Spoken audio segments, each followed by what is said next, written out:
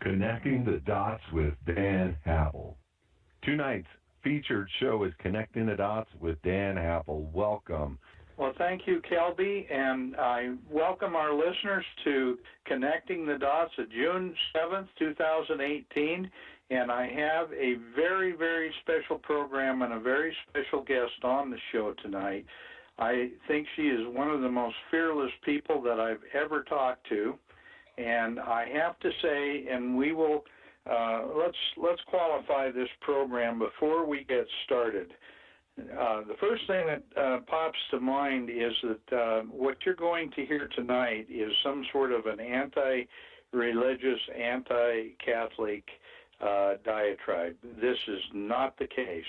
The lady who is doing this program tonight is a devout Catholic, and she has been involved in the Catholic Church for a very, very long time. She is a writer. She works on a publication called The Remnant newspaper for the Catholic Church. She is very involved with the every aspect of the American Catholic Church. And I guess our listeners really need to understand what we are going to be talking about tonight is that the deep state that we see all around us in the United States of America, in our own government, in our own administrative branches of government, as well as elected officials, we see a problem known as the deep state where things are not what they appear to be, where people say one thing and they do something totally different. Well, I have to tell our listeners that is a worldwide problem. We are seeing the advent of a very, very strong push for one world socialist Marxist government, a government that will be controlled by the UN, and it will control everything we see, do, hear, eat. Every aspect of our lives will be controlled if this system goes through. This is what the deep state is. And with that, tonight we are going to be taking a look at the Holy See and the Catholic Church under Pope Francis and the changes that have happened since Pope Benedict was moved out of office and Pope Francis came in. So with that, I want to welcome our guest this evening, Elizabeth Yore. And Liz, you're a very, very interesting person. You've got a terrific background in missing children, reporting, and really working with world groups on all the different issues with abductions and missing children and child prostitution and a whole number of other things. And that's really kind of what brought you into the, let's say, enlightening discussion that we're going to have tonight. I know that it's a little bit of a reach, but I want to introduce you, and I want you to kind of explain to our listeners a little about your background and how you first became aware that there was something going very, very wrong within the Vatican under Pope Francis. Well, Dan, it's a delight to be with you tonight, and thank you for that wonderful, accurate introduction. My whole legal career, I'm an attorney specializing in international child protection. I've, as you mentioned, have worked on global pedophile rings, tracking them down, missing and abducted children, and human trafficking. I was involved in child welfare as a general counsel, and general counsel of the National Center for Missing and Exploited Children. So when on March 13th, 2013, Jorge Bergoglio, the Archbishop of Buenos Aires, Argentina, became Pope of the Catholic Church, he began almost immediately, as you may recall, talking about the evils of human trafficking. And frankly, and this is, I have to concede the point, I was quite excited about this new Pope because he was talking about an issue that I felt very strongly about and cared about, and he seemed to be giving the papal pulpit, so to speak, on this issue. So what happened, Dan, is in November of 2013, I was invited to attend the small but fairly prestigious human trafficking conference at the Vatican. And I was thrilled. I wanted to present, but they told me they had enough presenters, but I was invited to be an observer and participate in the conference. There were about 80 people there from around the world, and it was in the Vatican at the Pontifical Academy of Social Sciences. So off I go to Rome, and you know the old Zero Mostel movie, A Funny Thing Happened on the Way to the Forum. Well, a funny thing happened to me on the way to Rome in the Vatican. I thought I got lost and took a left turn and ended up in the Vatican, which had, to my horror, was appearing to have made a very sharp leftward turn into modernism and the New World Order. And there I sat, Dan, at this conference for 3 days in the Vatican. I thought I was at an Obama Justice Department conference on human trafficking. There were radicals from NGOs around the world. The Obama administration was there in force. I turned to one person that I knew there and said, "Are we the only pro-lifers here?" I was shocked. I was rattled. I could not believe that my eyes were seeing and my ears were hearing what was going on in this conference. It was radical left-wing, what I would call socialism, Marxism. And, I kept on thinking, I'm here to listen about human trafficking and what can be done and efforts that we should all do in the church and in the society as a whole. And yet I was hearing talk about climate change. I was hearing talk about the nexus between climate change and human trafficking. And, I've been in this business for 30 years.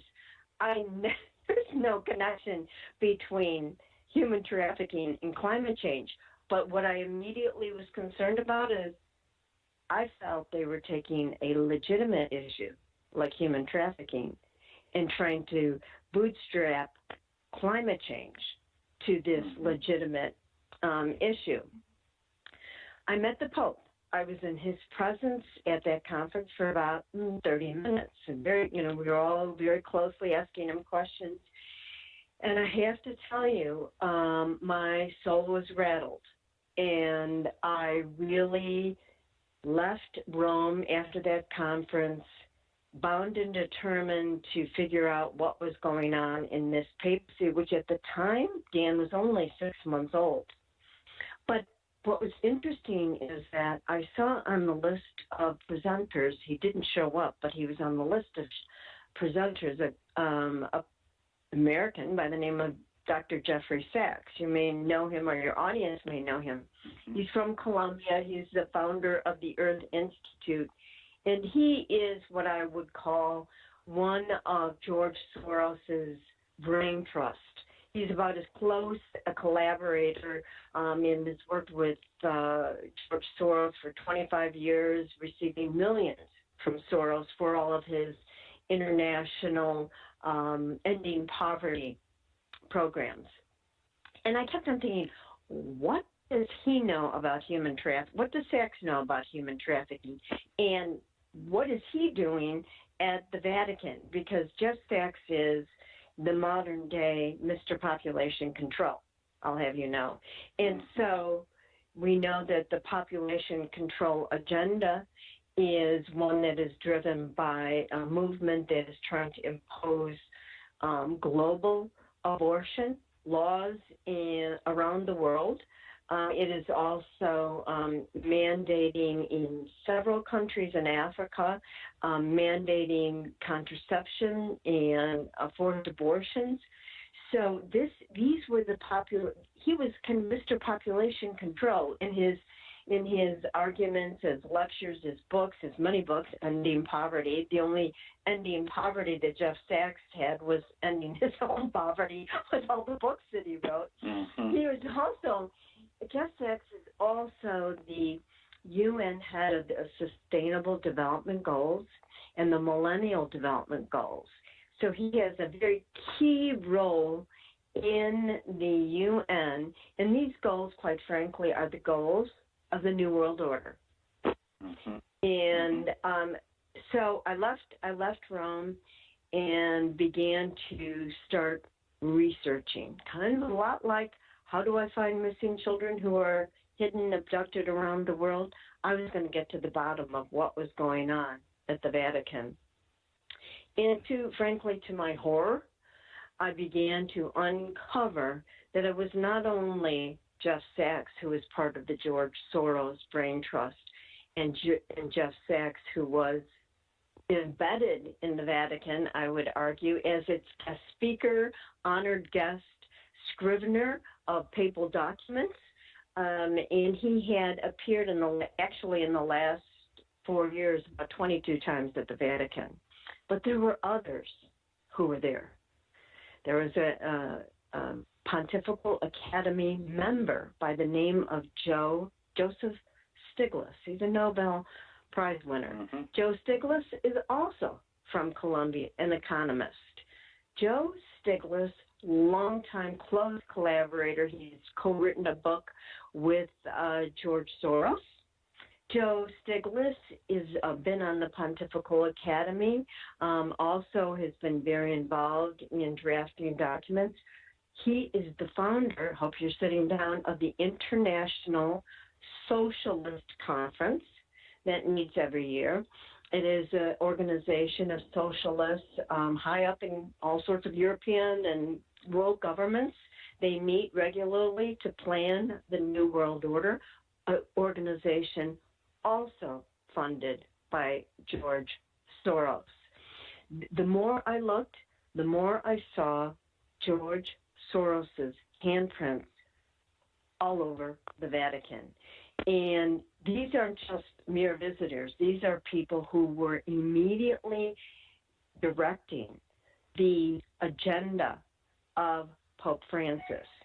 And that agenda was George Soros's agenda. And I'll, just tick off the issues and we can talk about them, but one was climate change, the Paris Climate Treaty.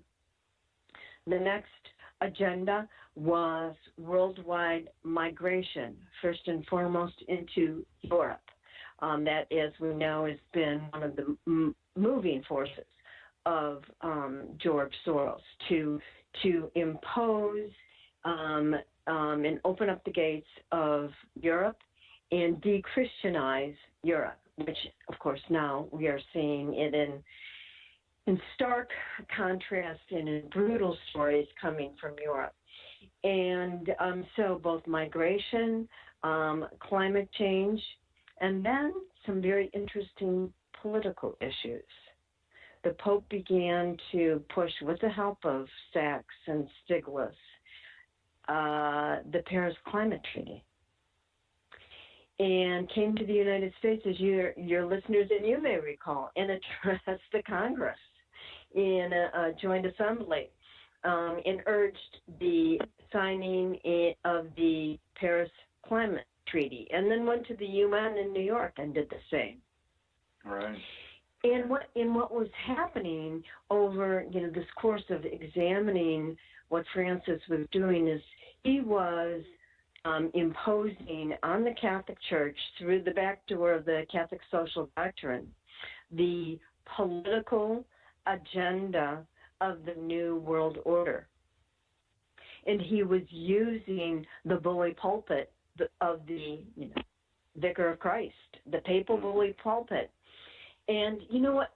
The most interesting thing was I was reading and researching on this issue, and I went back to read the population control conferences that the UN has. The Beijing is a famous one. The Cairo was all through the 80s, 90s. And it was always the Catholic Church that would be the obstacle to the population control agenda trying to be forced down the throats of countries by the UN. It was the little Vatican standing up and saying, no, you're not going to kill all the black babies in Africa. No, you're not going to impose abortion around the world. And, it was John Paul II. And it was Benedict who would send these delegations that would battle in the hallways and in the meeting rooms.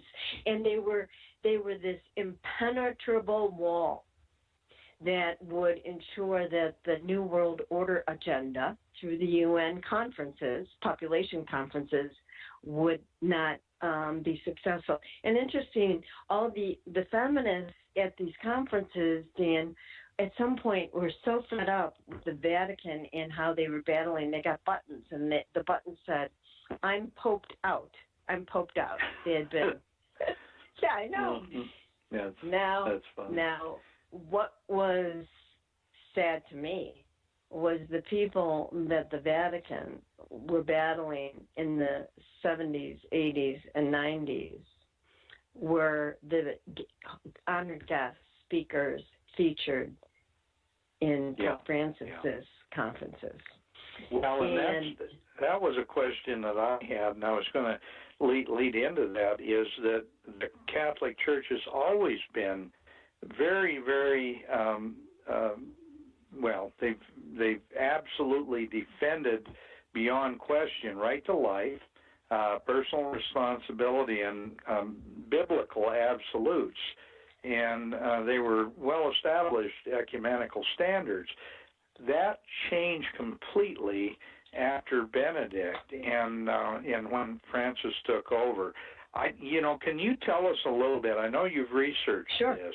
Sure. Can you tell us a little bit about the intrigues that surrounded the replacement of Pope Benedict XVI, a very traditional conservative Catholic, with Francis, who is a very liberal and the first Jesuit pontiff? That's right. Well, you're absolutely right. There was a great intrigue, and we still haven't gotten to the bottom of it, Dan. For your audience, in 2005, John Paul II died, and there was a papal conclave, and Joseph Ratzinger, the German cardinal, brilliant theologian, conservative, was elected pope. Number 2 in the conclave voting was an obscure, relatively unknown cardinal by the name of Jorge Bergoglio from Argentina. Well, the world was frankly shocked when Ratzinger, or the media I should say, was shocked when Ratzinger became pope. He was a strong theologian, conservative. His Regensburg speech, which you may remember, was talking about, the violence associated with Islam. And he was roundly criticized, but he was accurate in his assessment.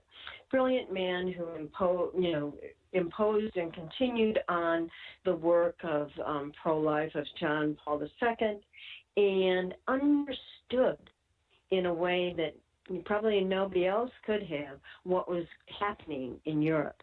The demographic crisis in Europe, no one was having children.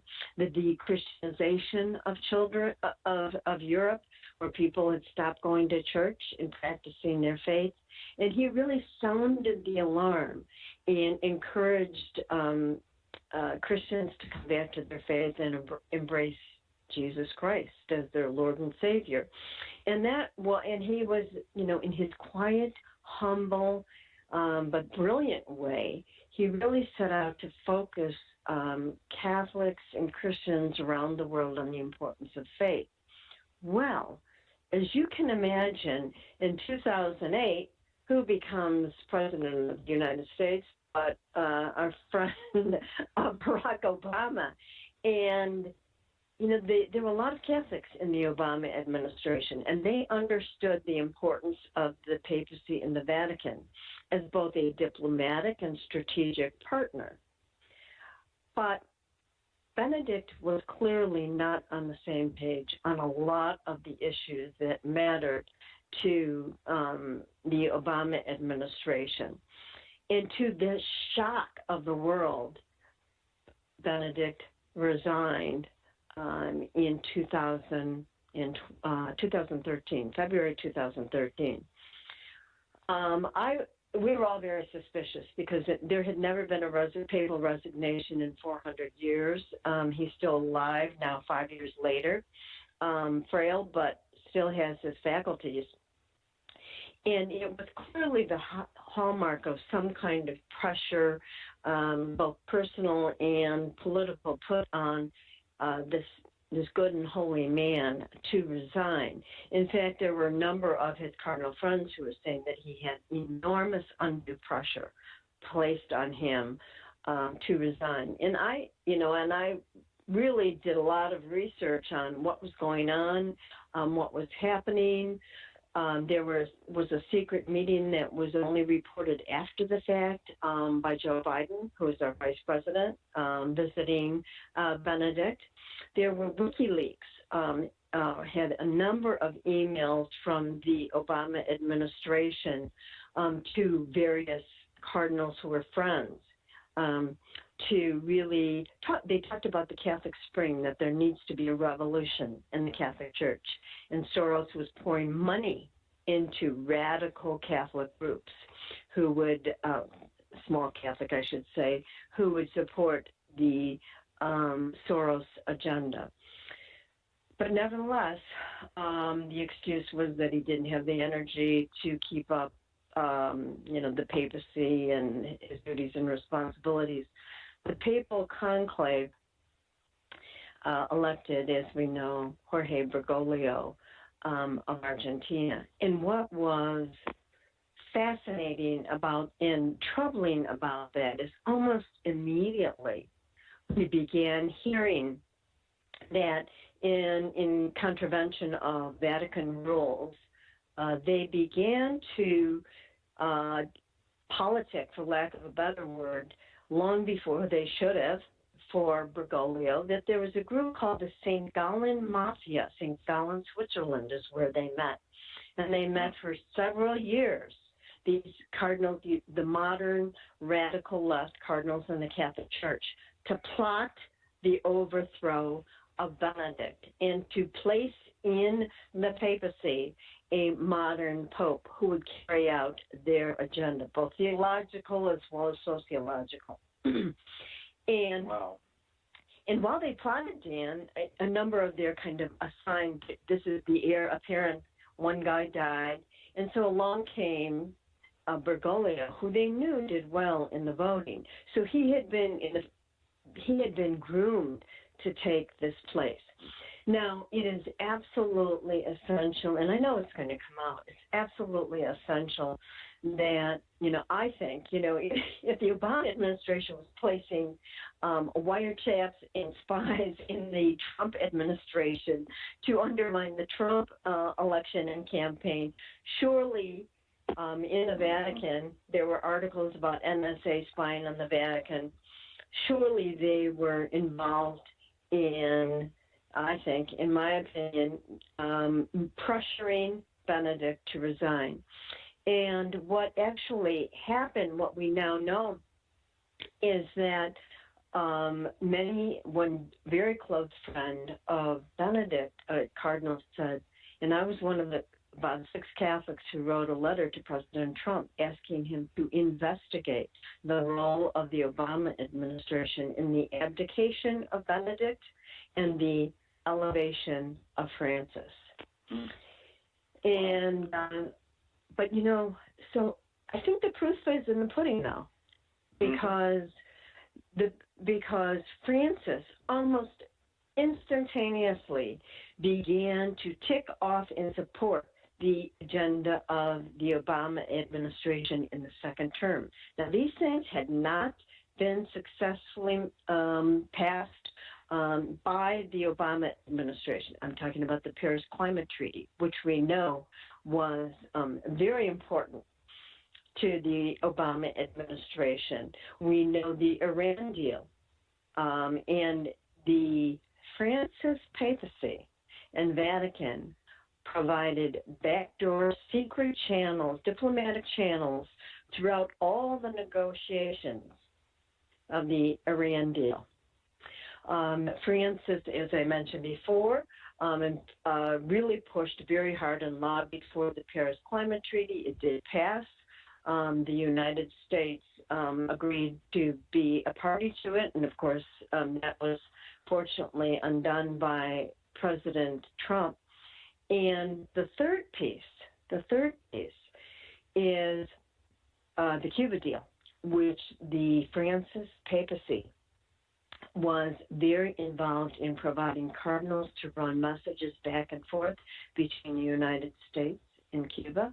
And the Cuban détente, as we would say, occurred because largely of the Francis papacy, which has made the deal happen. But without it, and I would suggest that really Francis really not only removed all obstacles to Obama's second term goals, achievements, but he also facilitated all of them, including, and this is to me shocking, including the encouragement of the really invasion of millions of Muslims into Europe, and not assisting or speaking out for persecuted Christians, not talking about. In fact, you may remember when Pope Francis chastised people for saying, when I hear of Islamic violence, I must speak about Catholic violence. I mean,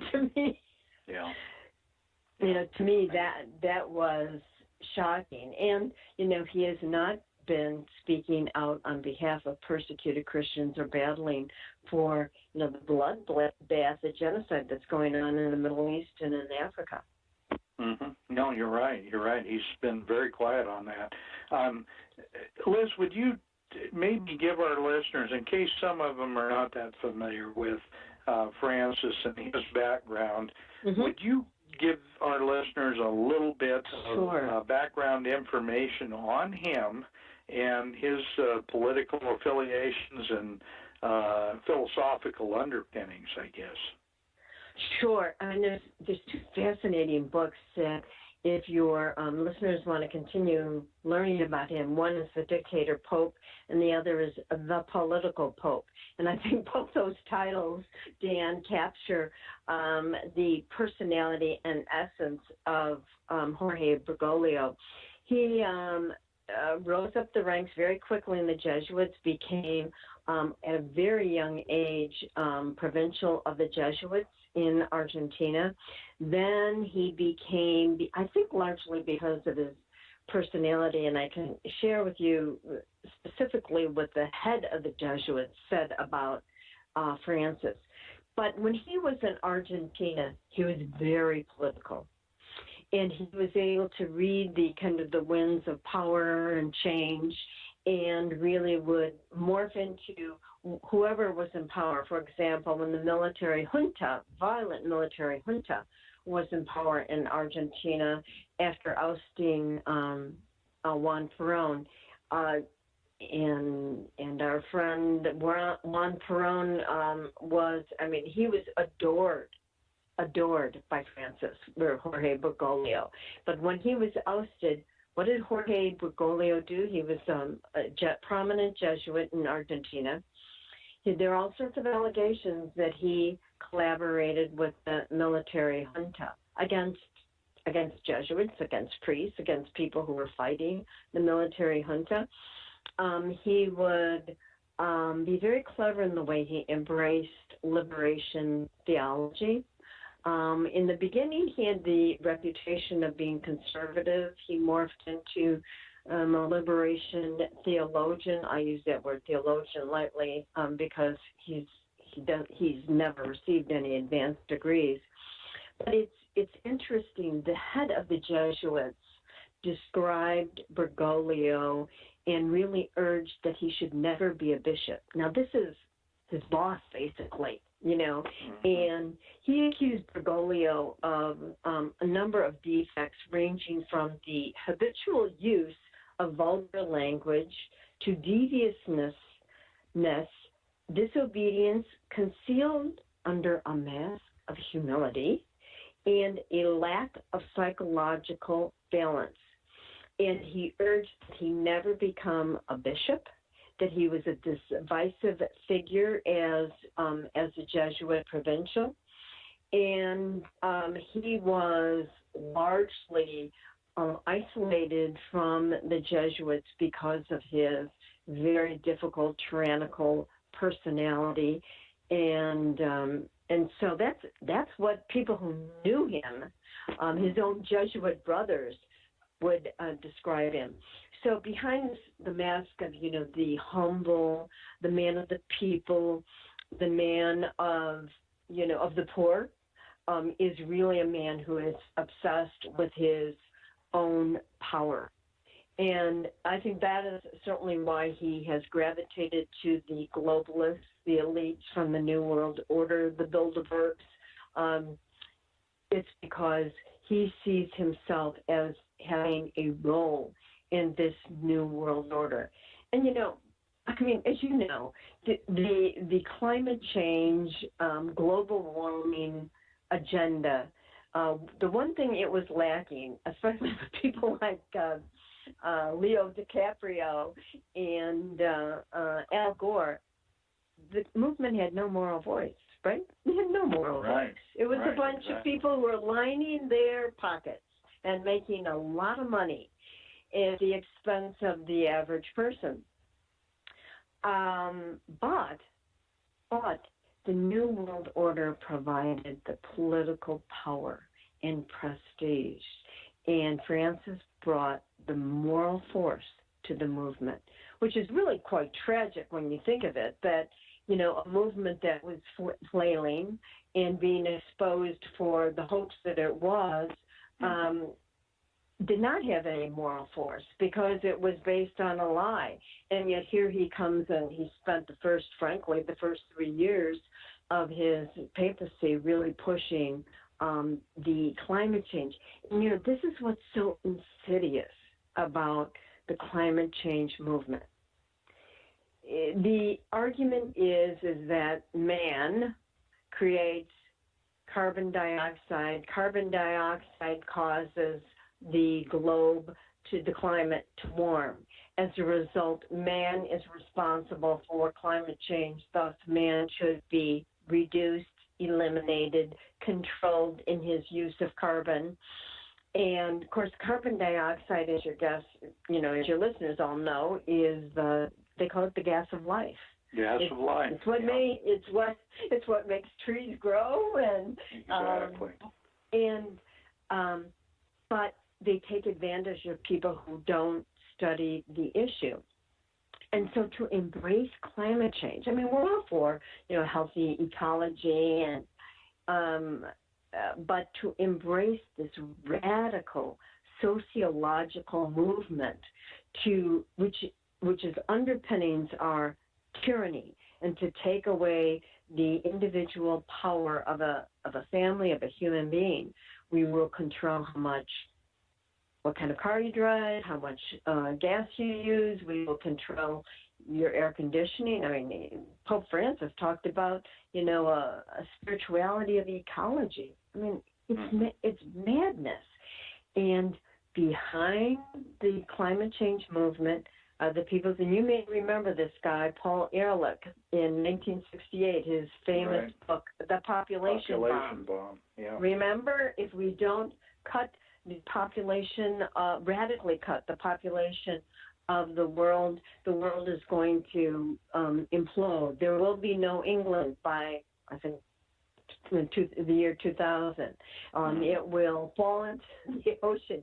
He made all sorts of bizarre, wild accusations and predictions, and they didn't come out.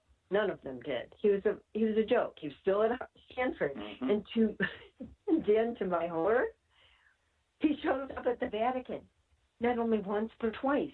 And first of all, I thought, oh my God, he's dead by now, isn't he? This monster who had so much impact and attention. No, here he comes, and he was the one who in the 60s brought the sexual revolution. One of the leaders of the sexual revolution, and here he is, featured at the Pontifical Academy of Social Sciences, and we are dusting off his wild and crazy predictions for the future. We don't talk about the ones that never happened. Now he has some new ones. Like Jeff Sachs, the Vatican, expert, the Vatican's new expert. The world is at the tipping point if we don't stop climate change. We're bursting at the seams. I mean, that's the kind of language that the UN and these globalists, the panic button, the sky is falling. And so, as human beings, these are so-called quote-unquote experts. The world is, overpopulated. The world is, we're all these terrible, catastrophic things are going to happen.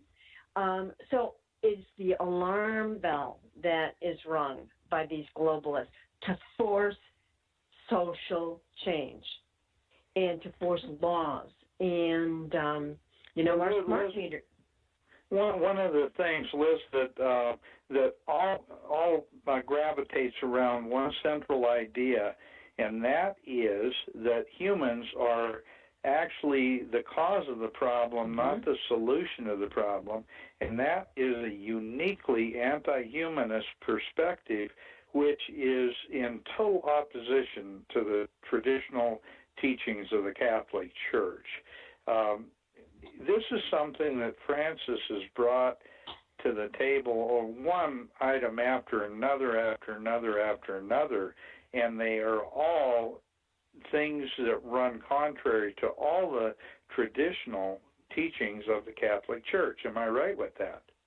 You're absolutely right. The last thing that the globalists want individual humans to believe or understand is the importance of their freedom, that a human being is dignified in the eyes of God, and that they have inalienable rights from their Creator, not from their government, that they are free to pursue their dreams and raise families and have a life full of freedom in pursuing their interests and talents also given from God. That's the last thing they want individuals to have, and that's why these populist movements, so-called populist movements, are such a threat to the globalists, the European Union, the UN, is because this is a dirty little secret, Dan. There's more of us than there are of them. A lot more. Yes, a lot more. And they do not want us to have that sense of power, that we are in charge of our own destiny, not some bureaucrat in Washington who's never been elected who has a job for life. No, it is each individual who has authority over themselves, their families, and to make decisions and to have the freedom to make decisions in the course of their life. That's the huge threat. That's why, Soros is pushing the panic button.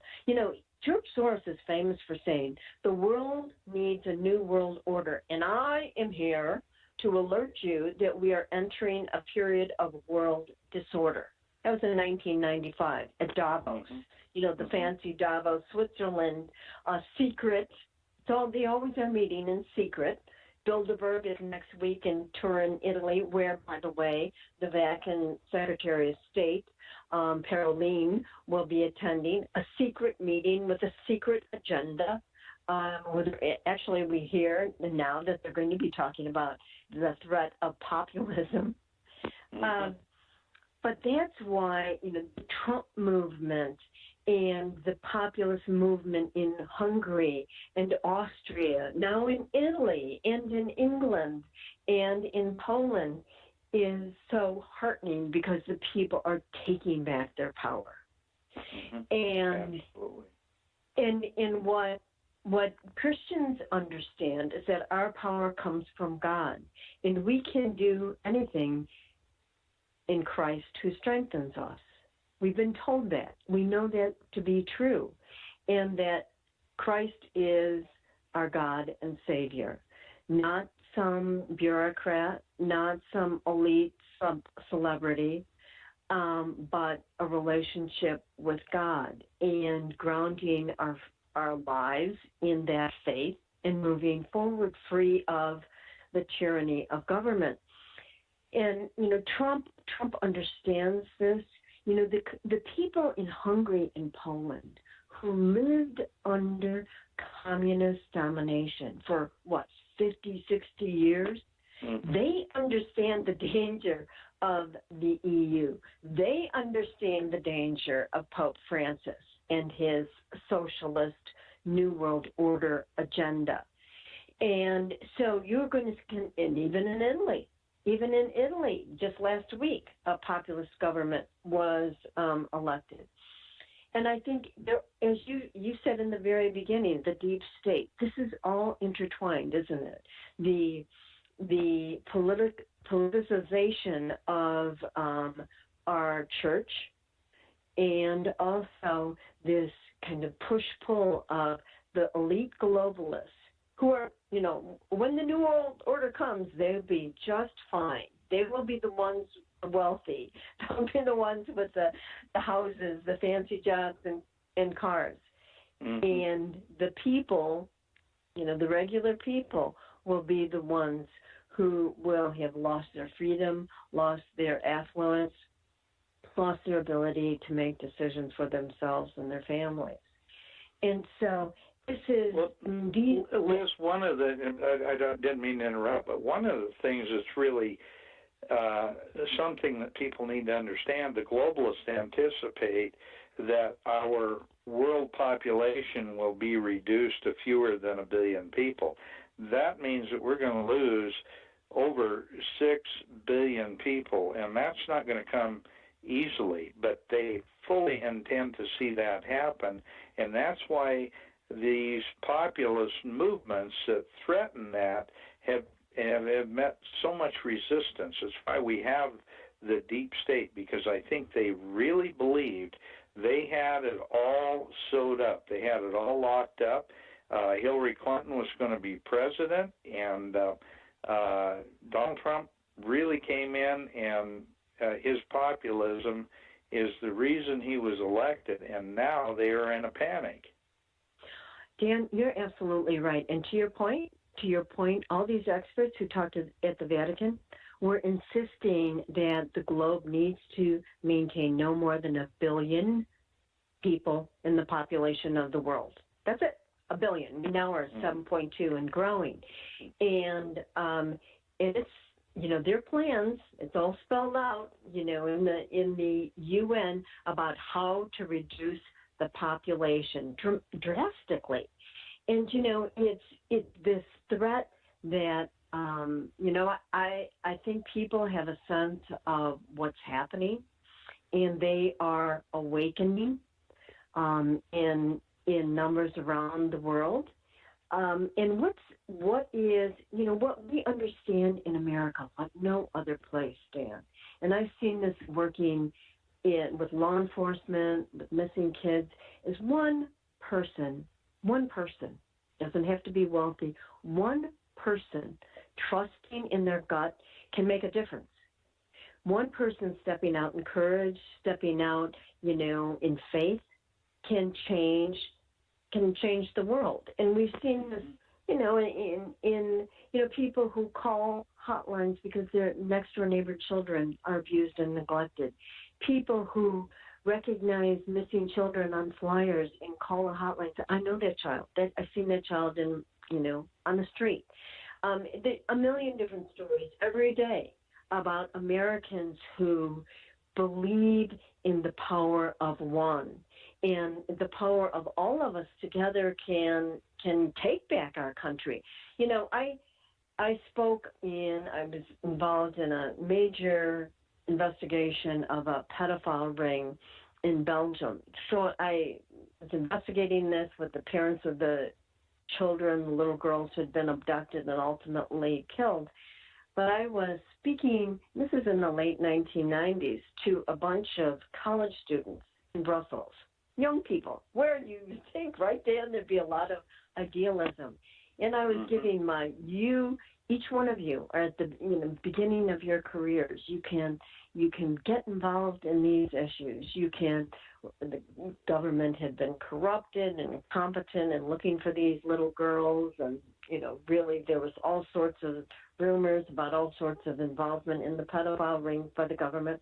So I was giving my pitch to these college students, thinking, this is a group that would be open to really charting an important course in their life. One right after another, after the speech came out to me, you don't understand. We have no hope in Belgium. The government is corrupt. We have no power. We can't do anything with our government, and we can't make a difference. Aha! That's when I realized that the kind of centralized deep state government that we have seen, that saps the energy and the hope and the talent out of its populace and makes them dependent or powerless. Mm-hmm. Yeah, afraid. Yeah, afraid. Mm-hmm. And so that's amazing. Yeah, so we can't let that happen to our country. We can't let that happen to the next generation. And while all of us, have our last breath with us, we need to continue to fight this battle by educating ourselves about the New World Order, the UN, the globalists. It's very real. It's very real, and they're organized. They don't give up. They don't get discouraged. They have money, power, and influence. And the most important thing is people need to be vigilant. Battling the Catholic Church, as I have, and speaking about it and writing articles, it's very, very difficult to be criticizing the Pope for a Catholic. But ultimately, we have to be vigilant in guarding our church, our family, and our government. Mm-hmm. And we have to ensure that they are accountable and that they have our best interest in the churches. And, his only job is the salvation of souls. That's his only job. Yeah. And to protect the magisterium for the last 2 millennia. But it's not to be political. It's not to make deals with Barack Obama. It's to be a good and holy man and to encourage others to have a relationship with Christ.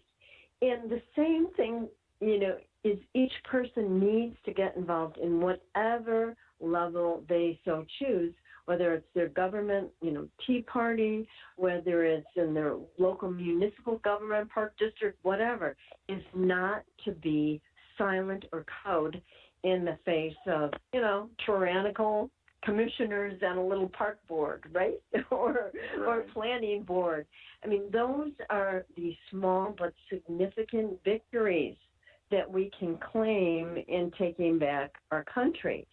And, it's the lesson that I continue to learn. When you peel back that curtain, like I did at the Vatican, what I saw was horrifying.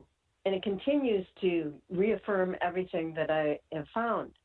But I'm not going to be silent. I'm not going to just say, wait till he dies or wait till somebody else. We can't do that. No, we can't. That. Yeah. We that's one of the problems with the real patriots, Liz, is that we have no option. We have no choice. We have to do what we have to do to save the world, to save this country, to save the world, and to save humanity. Mm-hmm. Absolutely. Well, we are at the tipping point, and we have to continue to build momentum, and in Christ, Christ plucked up fishermen, obscure, uneducated people, to be his disciples, to carry. He entrusted them with his word, and so. For us to be intimidated by the elites or the globalists is nonsense.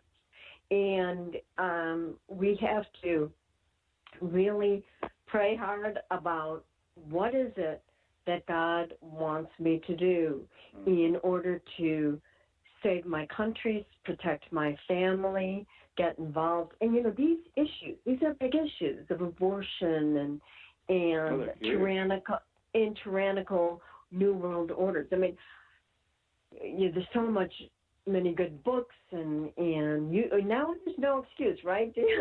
We got the internet. And, in the old days, people took them centuries sometimes to find out what actually had happened. So this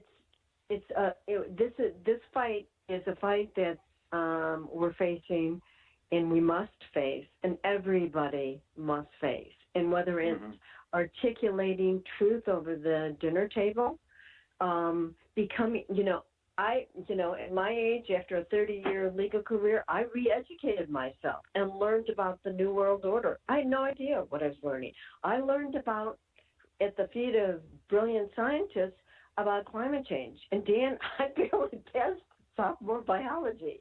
So, I mean, you have to push yourself to learn what you need to learn so that you can understand the tactics of the enemy, right? And absolutely.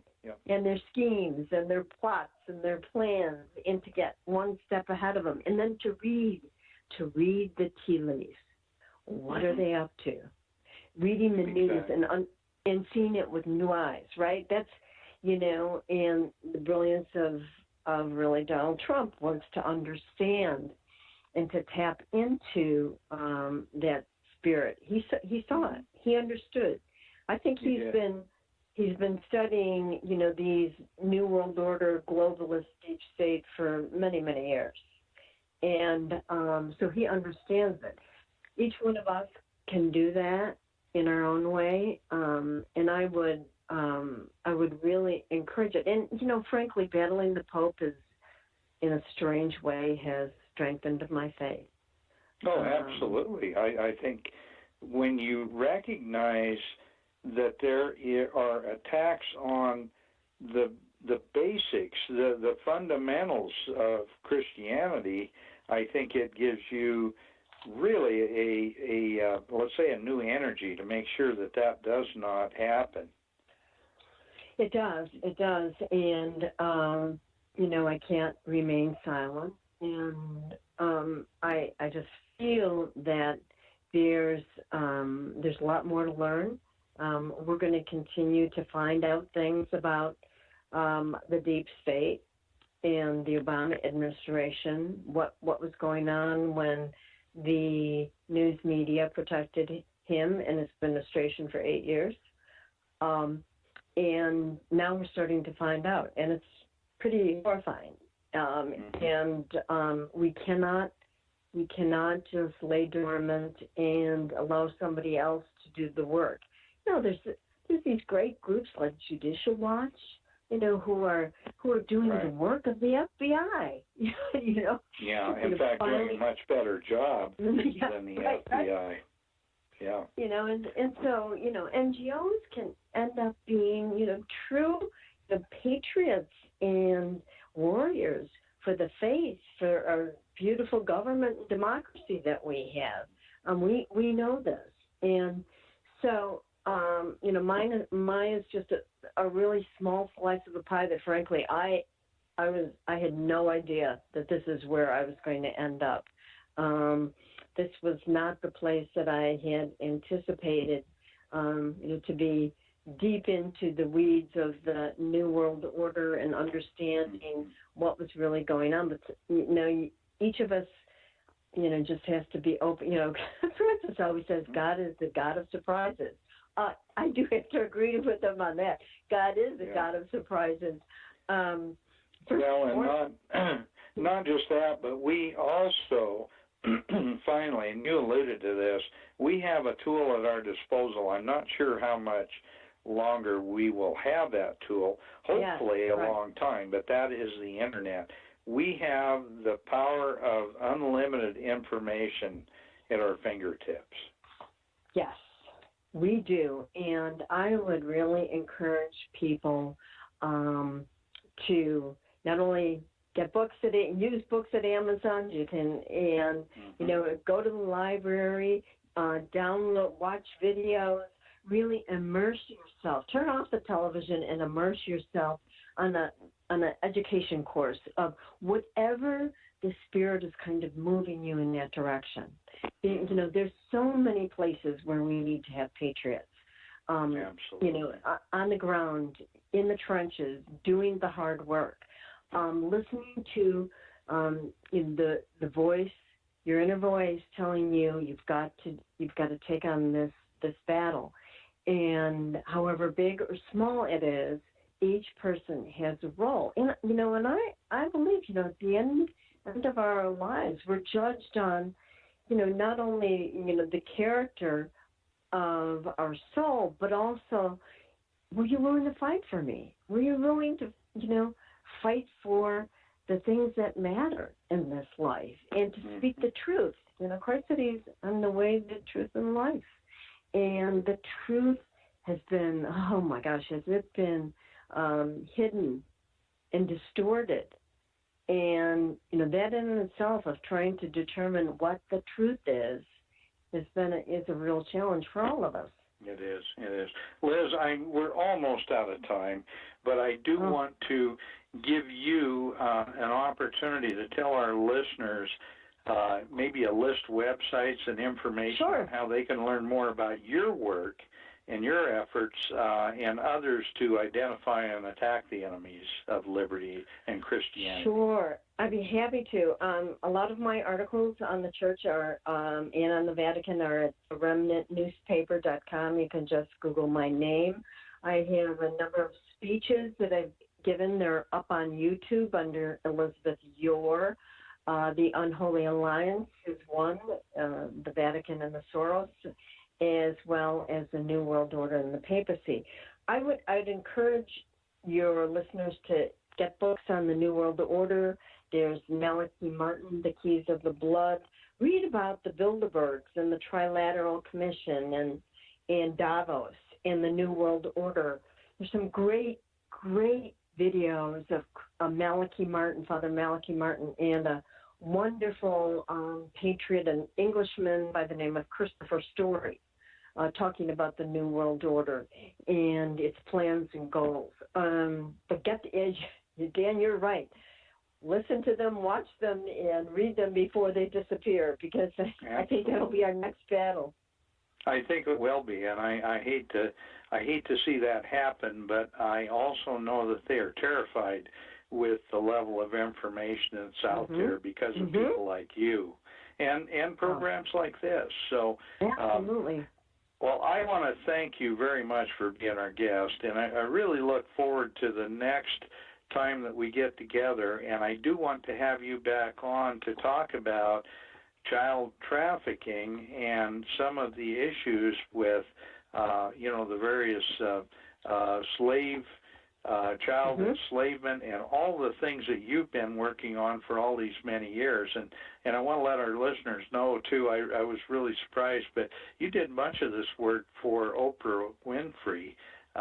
You were actually representing an organization that she was sponsoring.